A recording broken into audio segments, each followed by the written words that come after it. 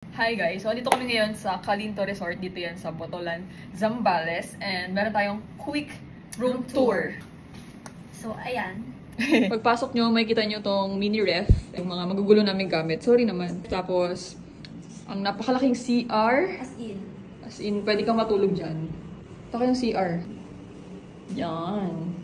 And then, the bed. King-size bed. King-size bed. I love the, I love the frame. yeah. And also the color. And the light. And also, thank you so much Calinto sa mga merch. Meron silang binigay na shirts and pulveron, tsaka dried mango. Thank you so much. And also our view. Sorry. Eh, Ulcer! Of course, Ulcer. And also may TV. May TV. Thank you so much. Welcome to Calinto, Denise and Ina. May pa-picture pa And sila. then, may food sila dito, guys. Balita ko, masarap daw ang Matcha. dito. So, ito try natin ng kanilang drinks. Yan yung menu. Meron tayo ditong full body mirror. Yes. For auto check. Salamin na window. Kaso, ayan. It's raining. It's raining. Here, meron lang. Ang tawag sa pinto? Garden view. Is that a garden view? Balcony.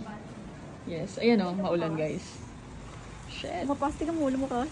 Bukas, papansin naman yung ulan. Minsan na nga lang kami mag-Zambales. Yan. Yan. So that's it. I love it. Ganda ng room. So later, ipapakita rin namin sa inyo kung ano ba yung mga amenities dito.